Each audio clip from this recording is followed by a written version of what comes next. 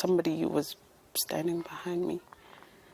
And then as I tried to unlock the door, he whispered, saying that I should open the door and then not make a sound to carry out his orders, or else I'd die.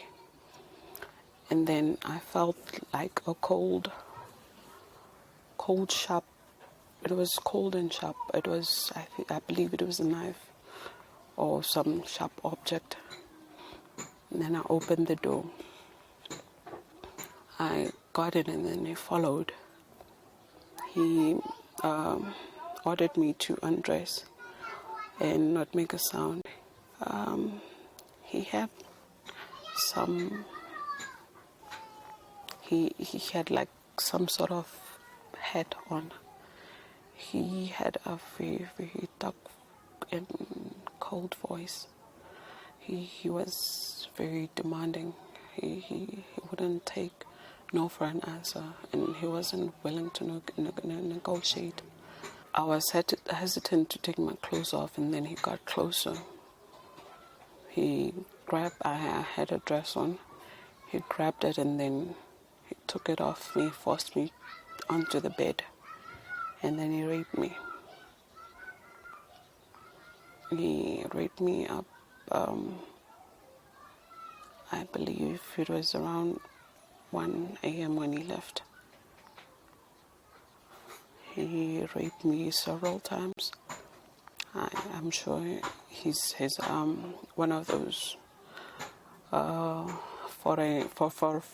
foreigners from Zimbabwe. He said that I had been tempting him for a while. So I believe that it was somebody that has been watching me for quite some time. You don't know who it was? I don't know who it was. Did you report it to the police? I didn't talk about it for quite some time. Nobody knew about it up till a month later. Because one of my sisters then said to me that I was kind of behaving strangely.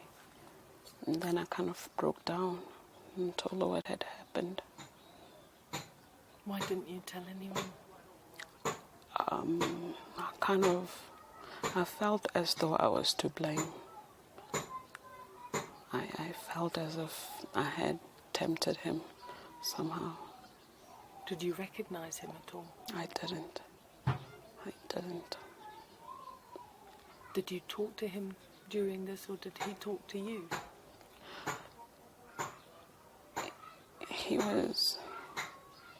I didn't talk to him. He was the one that kept making comments. Yeah.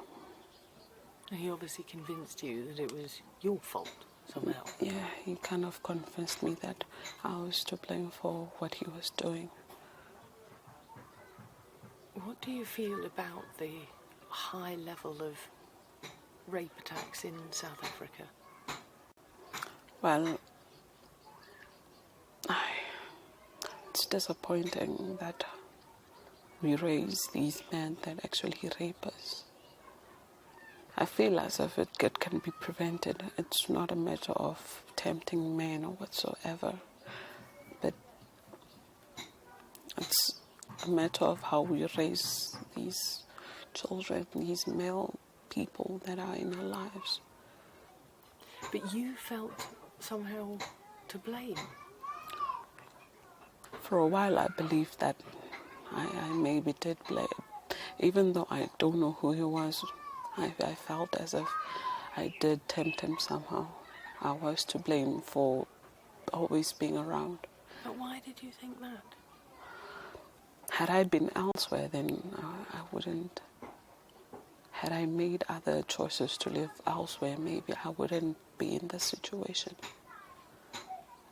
And what do you feel is the government's attitude towards women who are raped, or even the president's attitude towards women who are raped? The president, to start with, is a very disrespectful man. He doesn't respect women or himself, to start with. In the government, Yes, they've been singing song of being there for rape victims and stuff, but I don't think there are enough measures that are being applied to avoid the situation. And yet the statistics in South Africa about violence against women in particular, Yes, are still so high. I wonder what you think is the most crucial thing that needs to be done. violence. We just have to speak out about it. We shouldn't be afraid to. It's not our fault that it happens.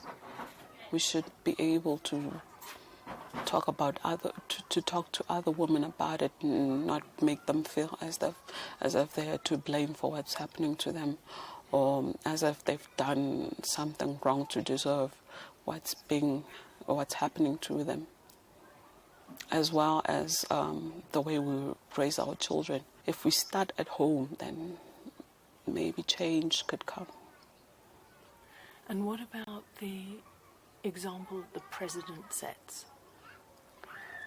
The president isn't a very good example of he isn't a great leader. He doesn't lead us very well, because he's made some embarrassing choices for himself and the country as well. He's just a criminal.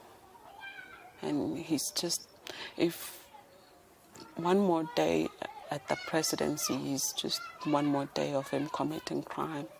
He's a criminal.